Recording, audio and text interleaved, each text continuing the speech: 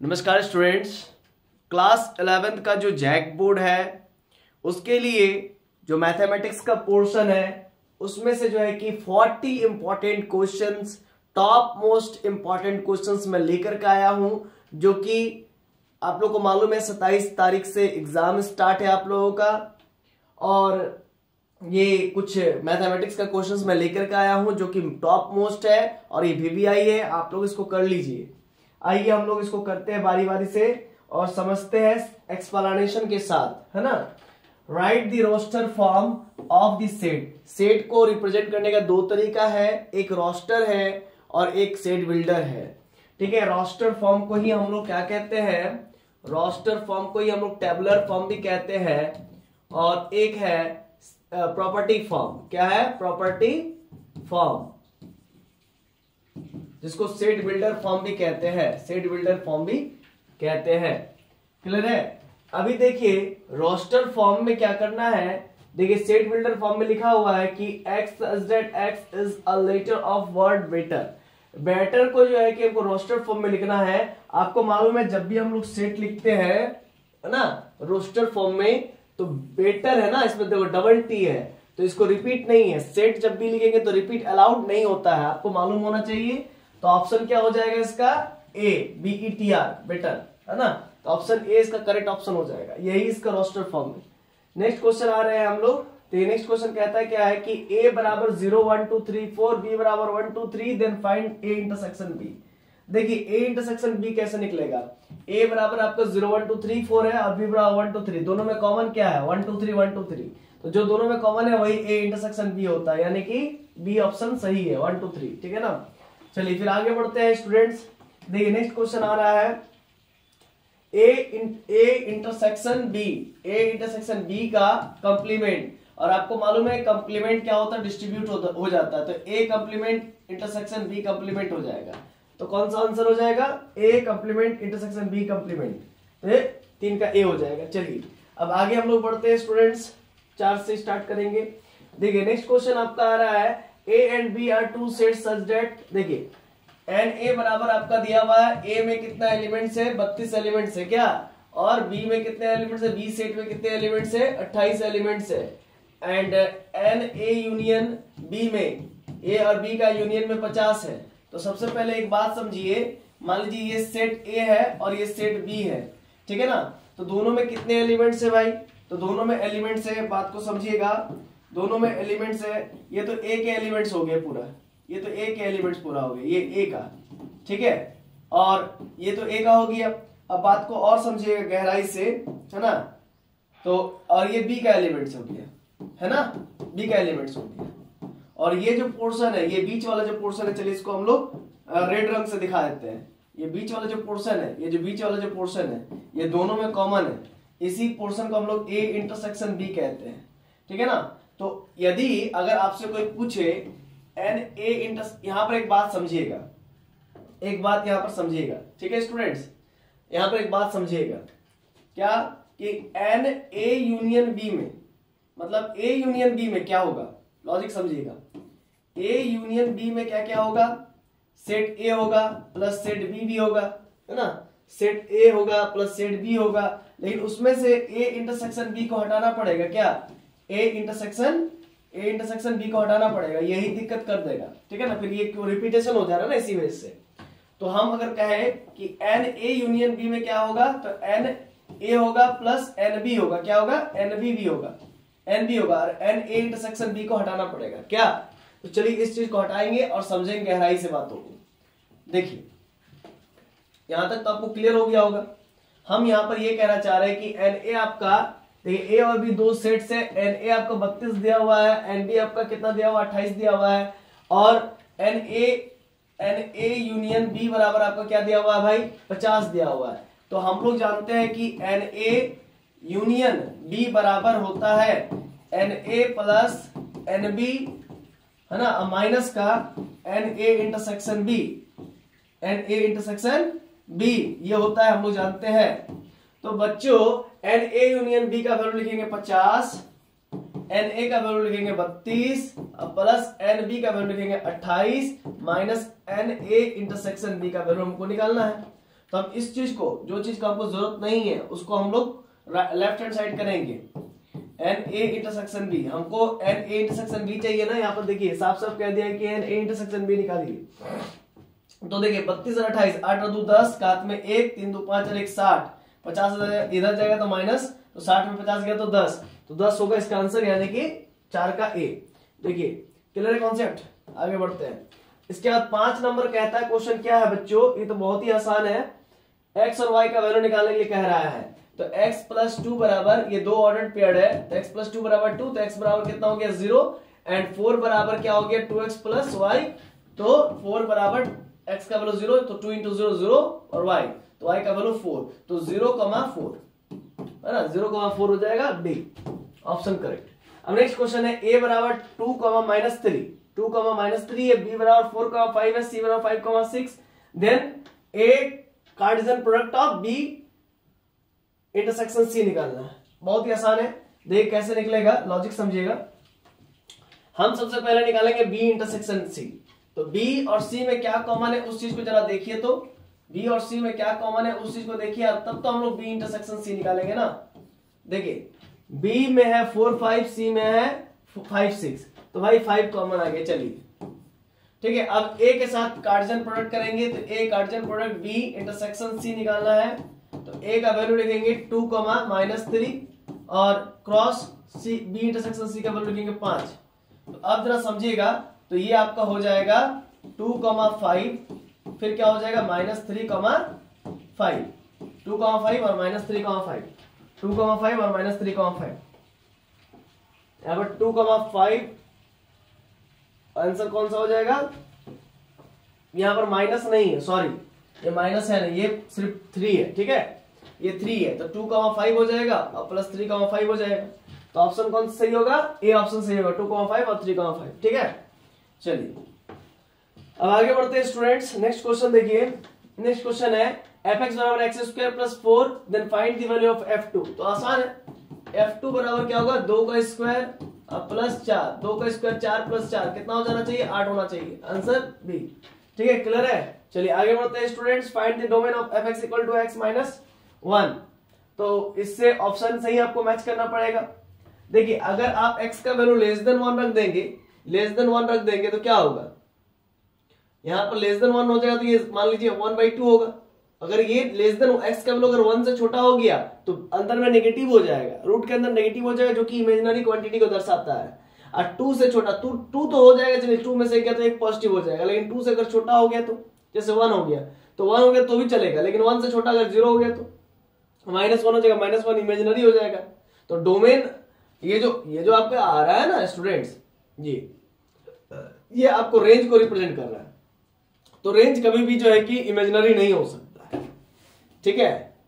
और तो डोमेन का ही बात किया जा रहा है कि डोमेन क्या लेंगे कि जाके अगर डोमेन क्या लेंगे जिससे कि मेरा रेंज इमेजिनरी ना हो, तो ये तो ले नहीं सकते हैं, ये भी ले नहीं सकते क्योंकि इससे छोटा लेंगे, 2 से छोटा 0 भी होता है, और 1 अगर ले ले, चलिए 1 रख दीजिए, हाँ ठीक है कोई दिक्कत नहीं।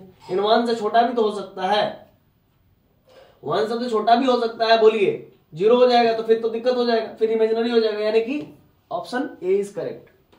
अब आगे देखिए, नेक्स्ट क्वेश्चन है बाबा, the angles of triangles are in the ratio. ये ट्राइंगल है, रेशियो एंगल का 1, 3 और 5, इसको कंप्लीट नंबर में बदलने के लिए x से मल्टीप्लाई कर दीजिए। तो आपको मालूम है सम ऑफ 3 एंगल्स क्या होता है, सम ऑफ 3 एंगल्स 180 डिग्री। तो ये हो जाएगा 5, 3, 8 और 1, 9, 9x बराबर कितना हो गया 180, तो 9 दूनी 18, तो x बराबर 20 है ना, x बराबर 20 डिग्री हो गया। तो क्या बोलता है, the angle of triangle are in the ratio, find the greatest angle. Greatest angle क्या है 5x है, देखिए 5x है, तो 5 इंटू x 20, 5 to 10 100 कितना हो जाएगा 100 डिग्री एंगल हो जाएगा, डी नंबर ऑप्शन सही। चलिए आगे बढ़ते हैं, नेक्स्ट क्वेश्चन है बच्चा tan थीटा है ना, tan थीटा बराबर 7/24। हाँ भाई, theta lies in the third quadrant, बाहर वाह, theta lies in third quadrant, और थर्ड में tan और cot पॉजिटिव होता है। Then find the value of sin theta minus cos theta. कैसे निकलेगा बच्चा, देखिए tan थीटा बराबर ये दिया हुआ है, और ये आपका परपेंडिकुलर है, ये आपका बेस है, तो आपको मालूम है पाइथागोरस थ्योरम के अनुसार h स्क्वायर बराबर p square plus b square होता है। हाँ सर मालूम है। तो बाबू h स्क्वायर बराबर क्या हो जाएगा, p क्या है तुम्हारा 7 का स्क्वायर प्लस 24 का स्क्वायर, 7 का स्क्वायर 49 49 और 24 का स्क्वायर 576 576, दोनों को जोड़ो 9 6 15 काट में 1 7 4 11 1 12 काट में 1 और ये आपको कितना हो जाएगा, देखिए फिर से जोड़िए 576 और 49 9 6 15 का में 1 7 4 11 1 12 का में 625 हो जाएगा। तो h स्क्वायर बराबर 625, तो h बराबर क्या हो जाएगा रूट अंडर 625 और रूट से निकलेगा तो प्लस माइनस 25 निकल जाएगा। ठीक है, h का वैल्यू प्लस माइनस 25 निकल जाएगा। अब बात को जरा समझिएगा स्टूडेंट्स, थर्ड क्वाड्रेंट की बात की गई है। थर्ड क्वाड्रेंट पे, तो थर्ड क्वाड्रेंट पे मेरा तो ऑल ट्रिग्नोमेट्रिकल रेशियोज नेगेटिव होता है सिवाय टेन और कॉट का, तो साइन थीटा वहां पर नेगेटिव ही होगा। तो कुल मिलाकर के साइन थीटा बराबर क्या हो जाएगा, p बाई एच होगा ना। तो p का वैल्यू कितना है भाई, p का वैल्यू 7 है। चलिए ठीक है, हाइपोटेनस में हम नेगेटिव ले लेंगे 25, नेगेटिव 25 लेंगे, समझ रहे हैं, क्योंकि हम लोग थर्ड क्वाड्रेंट में साइन नेगेटिव होता है। फिर cos थीटा का वैल्यू चाहिए होगा, तो cos थीटा और b बाई एच, तो b का वैल्यू कितना लेंगे, बेस कितना है बाबा 24, हाइपोटेनस कितना ले लेंगे, नेगेटिव में ले लेंगे माइनस 25 ले लेंगे। अब क्या करेंगे, अब इधर वाला इरेज कर देंगे। ठीक है, इरेज करके आगे जो चाहिए उसको हम लोग कैलकुलेट कर लेंगे। ठीक है, क्या चाहिए सर, हमको चाहिए sine theta minus cos theta, तो लिखिए साइन थीटा माइनस का कॉस थीटा। साइन थीटा का वैल्यू कितना हो गया 7 बटा माइनस 25 माइनस कॉस थीटा का वैल्यू 24 बटा माइनस 25। ठीक है, अब माइनस 7 बटा 25 अब प्लस 24 बटे 25। ठीक है, तो 25 25 का एलसीएम कितना हो जाएगा, बोलो बाबू 25 25 का एलसीएम कितना हो जाएगा 25 माइनस 7 प्लस 24, तो 24 में से 7 गया तो कितना बचेगा, 4 में से 7 गया तो 7, 14 में से 7 गया तो 7 और ये आपका 1 हो जाएगा 17 बटे 25 है ना, 17 बटा 25 है। देखिए ये ऑप्शन सही हो जाएगा। ठीक है, आई होप मेरी बातें को आप लोग तूल दे रहे होंगे, समझ में आ रहा होगा। आगे देखिए क्वेश्चन नंबर 11, क्वेश्चन नंबर 11 क्या आ रहा है जरा देखिए क्वेश्चन को। Find the value of cos 20 degree minus sin 20 degree. ठीक है, find the value of cos 20 degree minus sin 20 degree upon cos 20 degree plus sin 20 degree. 4 का ऑप्शन दिया हुआ है। देखिए अगर cos 20 डिग्री है बच्चा, ठीक है, माइनस sin 20 डिग्री है, ठीक है, और नीचे में cos 20 डिग्री है बच्चा और प्लस sin 20 डिग्री है, तो हम ऊपर भी cos 20 डिग्री से डिवाइड कर देते हैं। सर ऐसा क्यों, ये सभी आंसर 10 में आ रहा है। 10 में लाने के लिए हम cos को cos से डिवाइड करेंगे 1 हो जाएगा, sin को cos से डिवाइड करेंगे 10 हो जाएगा। इसी वजह से ऊपर भी cos 20 डिग्री से डिवाइड करेंगे तो 1 हो जाएगा। बीच में क्या है माइनस है ना बाबू, क्या है माइनस है ना, तो माइनस लिखिए। sin 20 डिग्री को cos 20 डिग्री से डिवाइड करेंगे तो क्या होगा, tan 20 डिग्री होगा, tan 20 डिग्री, और cos 20 डिग्री को cos 20 डिग्री से डिवाइड करेंगे तो 1 होगा, प्लस sin 20 डिग्री को cos 20 डिग्री से डिवाइड करेंगे तो 10 होगा, tan 20 डिग्री। सोच पा रहे ना, सबको cos 20 डिग्री, सबको किससे डिवाइड करना है, cos 20 डिग्री से डिवाइड करना है। ठीक है ना, सबको cos 20 डिग्री से डिवाइड करना है। तो आपको मालूम है ये तो हुआ 1 का मतलब क्या होता है, tan 45 डिग्री, tan 45 डिग्री पर क्या होता है 1 होता है माइनस tan 20 डिग्री। ठीक है, आप देखिए नीचे में क्या है 1 प्लस, यहाँ पर अपने मन से 1 मल्टीप्लाई कर दीजिए और tan 20 डिग्री अपने मन से मल्टीप्लाई करने से भी कोई फर्क नहीं पड़ेगा, इसीलिए मल्टीप्लाई कर दिए। ठीक है, अब फायदा क्या होगा, तो tan 45 degree minus tan 20 degree और नीचे में 1 प्लस tan a, तो यहाँ पर tan 45 डिग्री लिख सकते हैं, यहाँ पर भी tan 45 डिग्री का वैल्यू 1 होता है। और इधर tan, यहाँ पर क्या लिख सकते हैं tan 20 डिग्री, tan 20 डिग्री। आप लॉजिक समझिएगा, ऊपर वाला इरेज करता हूं मैं, आगे का मैं बताता हूं, मेरे बातों को यहाँ पर बढ़िया समझिएगा। देखिए एक फार्मूला होता है बच्चा tan a minus b, tan a minus b का फार्मूला होता है tan a minus tan b और नीचे में होता है 1 plus tan a into tan b into tan b। tan a minus b का formula tan a minus tan b 1 plus tan a into tan b, तो tan a minus tan b 1 plus tan a into tan b आया, तो क्या हो जाएगा ये tan a minus b। तो देखिए ये tan a minus tan b 1 plus tan a into tan b, tan a minus b, tan a minus b, a बोले तो 45 और माइनस का b, b बोले तो 20, तो 45 में से 20 घटाइए तो जरा, 5 4 में 2 के 2 25, तो tan 25 डिग्री हो जाएगा। है कहीं आंसर tan 25 डिग्री, हाँ सही है, 11 नंबर सही है। आइए बच्चा लोग नेक्स्ट क्वेश्चन है 1 माइनस cos 2 थीटा है ना, 1 minus cos 2 theta upon sine 2 theta बराबर 4 ऑप्शन दिया हुआ है, तो इसमें क्या होगा? सबसे पहले तो हम लिख लेंगे 1 माइनस कॉस 2 थीटा, नीचे में साइन 2 थीटा, ये लिख लेंगे। अब एक हम लोग फॉर्मूला जानते हैं बच्चा लोग, 1 माइनस कॉस 2a का जो फॉर्मूला होता है ना, वो होता है 2 sine square a by 2, 2 sine square a by 2, a बोले तो 2a बाई 2, a बोले तो 2a है ना, 2a बाई 2 मतलब 2 2 कैंसिल हो जाएगा, बचेगा क्या? 2 साइन स्क्वायर a बचेगा क्या? तो अब जरा समझिए, 1 माइनस कॉस 2 थीटा को क्या लिख सकते हैं? जैसे 1 माइनस कॉस 2a है, तो 1 माइनस कॉस 2 थीटा a के जगह पर थीटा कर दीजिए, तो ये क्या हो जाएगा? 2 साइन स्क्वायर थीटा हो जाएगा। तो 1 माइनस कॉस 2 थीटा की जगह पर क्या लिखेंगे? 2 साइन स्क्वायर थीटा लिख देंगे, नीचे में साइन 2 थीटा लिख दीजिए। साइन 2 थीटा को लिखेंगे नहीं, साइन 2 थीटा का फॉर्मूला होता है, देखिए साइन 2 थीटा का फॉर्मूला होता है 2 sine theta into cos theta होता है ना, 2 sine theta into cos theta होता है। एक साइन से एक साइन तो मर गिलो और एक दू से एक दू मर गिलो, तो ऊपर में एक तो साइन थीटा बच लो और नीचे में भी एक तो कॉस थीटा बच लो, तो sine theta by cos theta क्या होता है? टेन थीटा होता है। ठीक है, ये हो गया ऑप्शन डी, है ना, डी ऑप्शन करेक्ट है। अब आगे बच्चा लोग देखिए 12 हो गया, 13 नंबर, देखिए 13 नंबर बनाएंगे बच्चा लोग।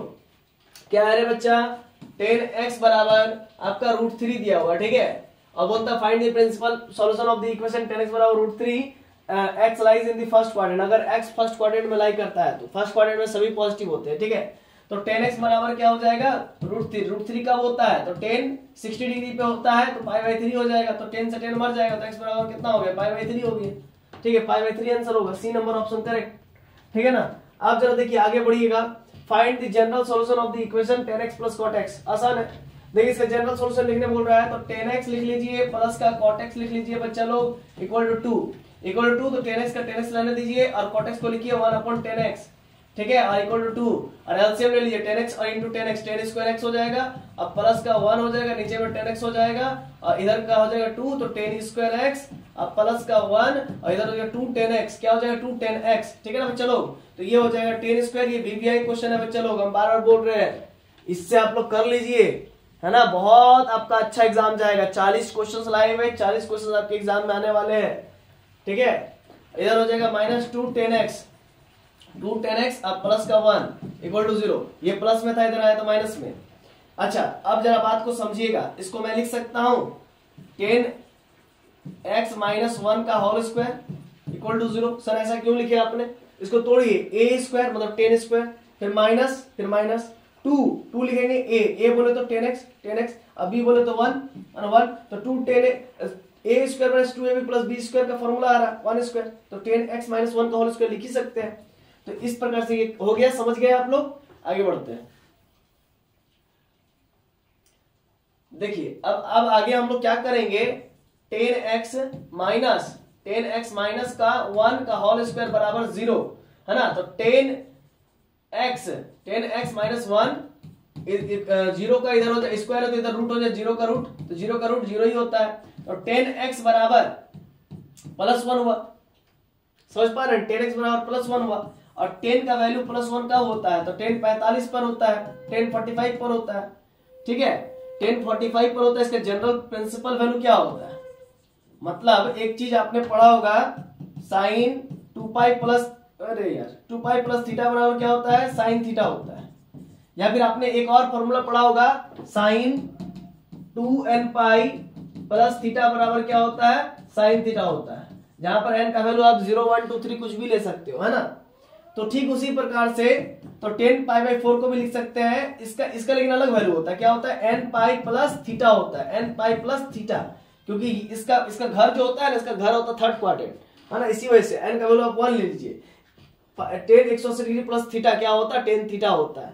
अब n का वैल्यू आप 0 ले लीजिए तो π/4 ही हो जाएगा, आ जाएगा ऊपर वाला। 10 का यहाँ पर 2 ले लीजिए तो 2π प्लस थीटा मतलब 360 प्लस थीटा, तो फर्स्ट क्वाड्रेंट में तो फिर रिपीट कर जाएगा, तो 10π/4 ही होगा। तो कुल मिला के आप समझ गए पूरा बात को, तो ये हुआ। अब ये 10 से 10 मर जाएगा तो x बराबर क्या हो जाएगा? nπ प्लस π/4, है ना, ये जनरल सोल्यूशन हो जाएगा इसका, nπ प्लस π/4। देखिए ये ऑप्शन सही है। चलिए अब आगे बढ़ते हैं बच्चा लोग, देखिए और यहाँ पर उम्दा क्वेश्चन आया हुआ है, इसको भी कर लेंगे। देखिए आयोटा स्क्वायर है बच्चा, फिर आयोटा का पावर 4 है, आयोटा का पावर 6 है, प्लस आयोटा का पावर 7 है, बाहर है नीचे में कितना है? 1 प्लस आयोटा का स्क्वायर प्लस आयोटा का क्यूब। वाह, आयोटा स्क्वायर का वैल्यू -1 प्लस आयोटा का पावर 4 मतलब 1 होता है। आयोटा टू द पावर 6 का मतलब आयोटा स्क्वायर का क्यूब लिख सकते हैं प्लस आयोटा का पावर 7 हो गया। नीचे में 1 यहाँ पर आयोटा स्क्वायर का value -1 plus iota square cube का value iota square into iota. ठीक है ना बच्चा लोग। अब देखिए -1 प्लस 1 कैंसिल हो गया, आयोटा स्क्वायर का वैल्यू -1 का होल क्यूब प्लस आयोटा का पावर 7 का मतलब होता है आयोटा का पावर 6 गुने आयोटा का पावर 1। अब देखिए 1 - 1 कैंसिल हो गया, आयोटा स्क्वायर का वैल्यू -1 इंटू आयोटा। अब देखिए बच्चा लोग क्या करेंगे, आयोटा क्यूब का वैल्यू आयोटा -1 का वैल्यू -1 का होल क्यूब का वैल्यू -1, आयोटा का पावर 6 का वैल्यू कितना होता है, तभी अभी देखा ना आपने आयोटा स्क्वायर का वैल्यू कितना होता है। आयोटा स्क्वायर का वैल्यू कितना होता है -1 का होल क्यूब कितना हो जाएगा -1 ही होगा। ठीक है ना। तो कुल मिला के प्लस और यहाँ पर आयोटा का पावर 6 का वैल्यू -1 इंटू आयोटा, नीचे में कितना हो जाएगा माइनस आयोटा। क्या अब देखिए आगे का इरेज करता हूं मैं और आगे का मैं बताता हूं। देखिए ध्यान दीजिएगा बच्चा लोग, बचा मेरा -1 और माइनस आयोटा और नीचे में कितना हो गया माइनस आयोटा। ठीक है, माइनस कॉमन ले लीजिए तो बचा 1, क्या बचेगा 1 प्लस आयोटा नीचे में आयोटा। ठीक है, अब आयोटा का रैशनलाइज कर दीजिए, ऊपर में आयोटा गया नीचे में आयोटा गया, ऊपर है 1 प्लस आयोटा और इंटू आयोटा। ठीक है, और नीचे में कितना हो जाएगा आयोटा स्क्वायर, आयोटा स्क्वायर का वैल्यू -1 और ऊपर में आयोटा को 1 से मल्टीप्लाई करेंगे, आयोटा को आयोटा से मल्टीप्लाई करेंगे आयोटा स्क्वायर, नीचे में कितना हो जाएगा -1 आयोटा और आयोटा स्क्वायर का वैल्यू -1 अपन में -1। अब इस माइनस को ऊपर मल्टीप्लाई कर देंगे। ठीक है, अब इस माइनस को ऊपर मल्टीप्लाई कर देंगे तो ये देखिए या फिर माइनस को ऊपर ही कॉमन ले लीजिए ना। देखिए माइनस कॉमन ले लीजिए तो माइनस कॉमन ले लेंगे तो बचेगा क्या 1 माइनस आयोटा बचेगा और नीचे में कितना हो जाएगा -1। हमने माइनस को कॉमन ले लिया तो -1 इंटू 1 तो माइनस इंटू 1 -1 और माइनस आयोटा हो जाएगा और माइनस कैंसिल हो जाएगा, बचेगा 1 माइनस आयोटा। क्या बचेगा 1 माइनस आयोटा। देखिए है ऑप्शन है 1 माइनस आयोटा, हाँ बी ऑप्शन है, बी ऑप्शन इज करेक्ट। तो इस प्रकार से आपने किया। इसके बाद 15 हुआ, फिर 16 नंबर करते रहे नुनू, है ना बच्चा लोग, है ना। देखो बाबू एकदम हम देहाती टोन में पढ़ाते हैं, ठीक ना, है ना, देहाती टोन में, क्योंकि हम लोग है ही भाई जमीन से जुड़े इंसान। ठीक है, क्लियर है कॉन्सेप्ट। हम लोग स्ट्रॉबेरी नहीं है, हम लोग गाजर है, गाजर। ठीक है, देखिए अब क्या है समझेंगे। Next question, find the multiplicative inverse. तो z बराबर आप मान लीजिए 3 + 2 आयोटा है। ठीक है, अब क्या करेंगे, find the multiplicative inverse of 3 + 2 iota. तो इसका मल्टीप्लिकेटिव इनवर्स चाहिए तो 1/z कीजिए, है ना, इसी का उल्टा मल्टीप्लिकेटिव इनवर्स होता है। तो क्या हो जाएगा 1/3 + 2 आयोटा। क्या, और इसको हम लोग 3 + 2 आयोटा लिखिए और इसका फिर ऊपर में 3 - 2 आयोटा, नीचे में 3 - 2 आयोटा, ऊपर क्या हो जाएगा 3 - 2 आयोटा, नीचे में क्या हो जाएगा a स्क्वायर मतलब 3 स्क्वायर माइनस और a + b a - b a square - b square यानी कि 2 आयोटा का होल स्क्वायर, नीचे में कितना हो जाएगा 3 - 2 आयोटा और 3 का स्क्वायर 9 और -2 का स्क्वायर 4 आयोटा का स्क्वायर हो जाएगा यहाँ पर। फिर इसके बाद फिर क्या करेंगे बच्चा लोग, देखिए ऊपर वाले इरेज करते हैं। अब क्या हो जाएगा, तो 1/z निकाल रहे थे ना, 1/z निकाल रहे थे, तो ये हो जाएगा 3 - 2 आयोटा और नीचे में 9 और -4 लिखे, आयोटा स्क्वायर का वैल्यू -1, ये हो जाएगा 3 - 2 आयोटा और 9 और +4। ठीक है, इतना हुआ। आगे बढ़ते हैं, देखिए फिर 3 - 2 आयोटा 9 4 13, तो ये हो जाएगा 3/13 -2/13 आयोटा। देखिए तो मैच कीजिए तो 3/13 है ना, 3/13 -2/13 आयोटा। सही है, सी नंबर ऑप्शन सही है। ठीक है, अच्छा यहाँ पर एक मिस्टेक किया है ना टाइपिंग करने वाले ने, तो 3/13 फिर से लिख दिया -2 आयोटा/13, इस हिसाब से ये भी सही होगा। हाँ ठीक है, ठीक है, यहाँ पर कुछ अलग ऑप्शन होना चाहिए था। यहाँ पर चलिए हम कर देते 11 कर देते, इसीलिए सी नंबर सही। ठीक है, आइए बढ़ते आगे। Find the modulus of -1 minus iota √3। तो इसको हम z मान लेते हैं, इसको हम क्या मान लेते हैं, z मान लेते हैं। चलिए इसको z मान लेते हैं, तो z का मॉडुलस चाहिए, तो -1 का स्क्वायर अब प्लस आपका क्या हो जाएगा -√3 का स्क्वायर, है ना, कोएफिशिएंट्स का स्क्वायर होता है मालूम है। तो -1 का स्क्वायर +1, √3 का स्क्वायर +3 और 3 और 1 मिलकर के 4 और 4 निकलेगा बाहर में तो +2, +-2 में निकल सकता था, लेकिन मॉडुलस ऑफ z एक रिजल्टेंट वेक्टर को रिप्रेजेंट करता है, इसीलिए +2 ही होगा इसका आंसर। ये ऑप्शन सही है। ठीक है, आगे बढ़ते हैं बच्चा लोग। देखिए 18 नंबर क्वेश्चन क्या है, find the value of a and y। नहीं ये गड़बड़ लिखा, find the value of x होगा। Find the value of x and y if 3x - 2 iota y 2 plus iota का होल स्क्वायर बराबर 10 ओवर 1 प्लस आयोटा, ठीक है। और ये क्वेश्चन लिख लेते हैं पहले, 3x माइनस 2 आयोटा y, वाह अरे वाह, 2 प्लस आयोटा का होल स्क्वायर बराबर 10 गुने 1 प्लस आयोटा। देखिए 3x प्लस, हाँ ठीक है, माइनस 2 आयोटा। हाँ तो अब क्या करेंगे, 3x माइनस 2 आयोटा y लिखेंगे, और ये a स्क्वायर प्लस 2a मतलब 2a तो 2 ही है ना, अभी बोले तो आयोटा स्क्वायर बराबर 10 गुने 1, 10 प्लस 10 आयोटा, ठीक है। इसके बाद 3x माइनस 2 आयोटा y, ठीक है, ये 2 का स्क्वायर 4 प्लस 2 का 2 दूनी 4 आयोटा, और ये आयोटा स्क्वायर का वैल्यू -1 बराबर 10 प्लस 10 आयोटा, क्या बच्चा लोग, फिर 3x माइनस 2 आयोटा, ठीक है, और इसके बाद 4 आयोटा, 4 में से 1 गया तो प्लस का 3 है ना, फिर 10 प्लस 10 आयोटा, ठीक है। अब देख रहा हो, चलो क्या करेंगे, 3 इसको इससे मल्टीप्लाई करेंगे तो 4 तिया 12, 4 तरीके 12x आयोटा, फिर इसको इससे मल्टीप्लाई कीजिए कितना होगा, 3 तरीके 9x, फिर इसको इससे मल्टीप्लाई कीजिए कितना होगा, माइनस 4 दूनी 8 आयोटा स्क्वायर y, फिर इसको इससे मल्टीप्लाई कीजिए कितना हो जाएगा, -6 है ना आयोटा y, अब बराबर कितना हो जाएगा, 10 प्लस 10 आयोटा, ठीक है। फिर से एक बार चेक कीजिए, 3 into 4 12x iota, 3 into 3 9x, और 3 into 4 कितना हो जाएगा, 12x आयोटा। हाँ 12 ये तो हो गया, ये अब इसको करेंगे ना, 4 दूनी 8, 4 दूनी 8 माइनस 8 आयोटा स्क्वायर y, फिर -2 into 6 6 आयोटा y, इसके बाद 10 प्लस 10 आयोटा, ठीक है। आइए आगे बढ़ते हैं, क्रॉस चेक करना वेरी वेरी नेसेसरी है बाबू, बहुत दिक्कत हो जाएगा फिर। आइए फिर आगे क्या हो जाएगा, x साइड को एक तरफ कर लेंगे 9x, और माइनस कितना हो जाएगा, प्लस 12x आयोटा, ठीक है, और माइनस ये आयोटा स्क्वायर का वैल्यू कितना हो जाएगा, -1, तो माइनस माइनस प्लस हो जाएगा, प्लस 8y, और ये -6 आयोटा y बराबर 10 प्लस 10 आयोटा, तो कुल मिला के 9x और प्लस का 8y बच्चा, और ये हो जाएगा आयोटा कॉमन ले लेंगे तो 12x, फिर यहाँ पर -6y है ना, आयोटा कॉमन ले लिए, बचा क्या मेरा 10 प्लस 10 आयोटा। तो अब कंपेयर करेंगे रियल पार्ट को रियल से, तो 9x प्लस 8y बराबर 10, इसको इक्वेशन 1 मान लेंगे, इसको इक्वेशन 1 मान लेंगे, और 12x माइनस 6y बराबर कितना हो गया 10, इसको भी इक्वेशन 2 मान लेंगे। यहाँ पर 12 से मल्टीप्लाई कर देंगे, यहाँ पर 9 से मल्टीप्लाई कर देंगे बैलेंस करने के लिए, 12 नमा 72x, 12 8 जा 72, 12 8 जा 72, वो चेक कर लीजिए, कई बार होता है मिस्टेक सबसे, 8 2 16 का 96 हो जाएगा, ठीक है, कितना हो जाएगा 96 हो जाएगा, ठीक है।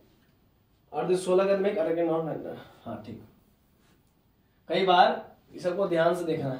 120, फिर ये 9 है, 9 गुने 12 72 x, 9 6 9 9 6 54 y बराबर 9 10 90।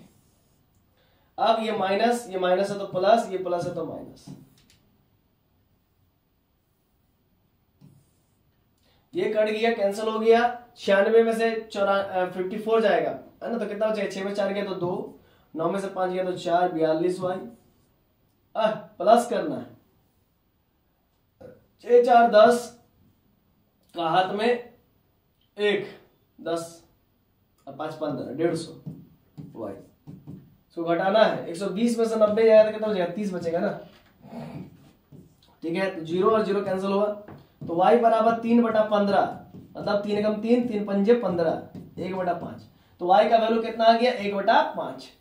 देखिए तो y का वैल्यू कहीं पर 1/5 है, देखिए यहाँ पर तो y का वैल्यू 1/5 नहीं है, तो ये वाला आंसर नहीं होगा, ये यहाँ पर भी y का वैल्यू 1/5 नहीं, ये भी आंसर नहीं होगा, यहाँ पर भी y का वैल्यू 1/5 नहीं, ये भी आंसर नहीं होगा, तो यहाँ पर y का वैल्यू 1/5 है। और x का आप कहेंगे सर x और y दोनों का वैल्यू निकालना था, आप सिर्फ y का वैल्यू निकाले, तो आप देखो ना y का वैल्यू निकालने से ना x का वैल्यू पता चल गया 14/15 होगा, समझ पा रहे ना। हाँ अगर कहीं अगर ऐसा रहता यहाँ पर भी 1/5 हो जाता, तब हम कहते कि नहीं भाई अब x का वैल्यू भी निकालना पड़ता है। तो बहुत ही आसान है, x का वैल्यू भी आप निकाल सकते हैं। जैसे y का वैल्यू 1/5 आया है और इक्वेशन 1 आपका जो भी था है ना, जैसे इक्वेशन 1 9x + 8y = 10 था ना, आप इसी में y का वैल्यू पुट कर दो ना 1/5, आपका x का वैल्यू निकल जाएगा 14/15। ठीक है ना। आई होप आपको बातें समझ में आ रही होगी। विलोपन विधि है ये सब, एलिमिनेशन मेथड। ठीक है, 18 हो गया। चलिए 19 नंबर बनाते हैं बच्चा लोग। 19 नंबर में कहता है find the all roots of the equation x² + iota x² + 1 = 0। इसको लिख सकते हैं x² + आयोटा स्क्वायर, क्या लिख सकते हैं, प्लस नहीं लिखेंगे, x² - आयोटा स्क्वायर = 0, क्योंकि आयोटा स्क्वायर का वैल्यू -1 होता है, माइनस माइनस प्लस 1 हो जाएगा। अब यहाँ पर a - b और a + b का फॉर्मूला हम तोड़ देंगे। ठीक है ना, बराबर 0, a² - b² a - b a + b, तो x - आयोटा = 0 और x + आयोटा बराबर का 0, तो x बराबर क्या हो जाएगा, प्लस आयोटा, और x बराबर क्या हो जाएगा, माइनस आयोटा। ठीक है, तो कुल मिलाकर के आयोटा माइनस आयोटा। देखिए आंसर है आयोटा, सी नंबर ऑप्शन सही है। आगे बढ़ते हैं बच्चा लोग, अब कुछ नहीं है, ध्यान दीजिएगा। 19 हो गया, 20 बन जाएगा। क्या क्वेश्चन है भाई, 3x + 5 < x - 7 if x is an integer. यदि x इंटीजर हुआ तो 3x लिखते हैं, इधर +x है तो इधर -x कर दीजिए। ठीक है, इधर -7 है तो इधर -5 कर दीजिए, इसको इधर ले आइए। हालांकि डायरेक्ट नहीं होता, बट आप लोग एग्जाम में कर सकते हैं। तो मतलब इधर क्या करना पड़ता है, पहले +5 है तो +5 को घटाना पड़ता है, इसको हटाना पड़ता है, फिर इधर भी जो चीज जोड़ेंगे उस चीज को इधर भी जोड़ेंगे, है ना, -5 करेंगे, क्योंकि इनइक्वालिटी का ये नियम है। लेकिन चलिए कोई दिक्कत नहीं है, इक्वालिटी की तरह ही इसको सॉल्व कर देते हैं तो भी आंसर आ जाएगा। लेकिन ये तरीका गलत है, लेकिन ऑब्जेक्टिव है तो ऑब्जेक्टिव में तरीका नहीं दिखाया जाता, सीधा आंसर दिखाया जाता है। ठीक है, तो 3x ये -x हो जाएगा, इधर -7 है तो -5 होगा, तो 3x में से 2x जाएगा तो 2x < -15। ठीक है, अब यहाँ पर x यहाँ पर 2 से डिवाइड कर दीजिए बच्चा लोग, -12 भाई कितना जा 2 2 मर जाएगा, 2 6 12 -6, तो x का वैल्यू कितना < -6। तो -6 से छोटा क्या होता है, -7 -8, इस तरह से, तो -7 -8 -9, इस प्रकार से आपका बी नंबर ऑप्शन सही है। ठीक है ना, क्लियर है। एक बार हम देख लेते वीडियो कितना लेंदी हो रहा है।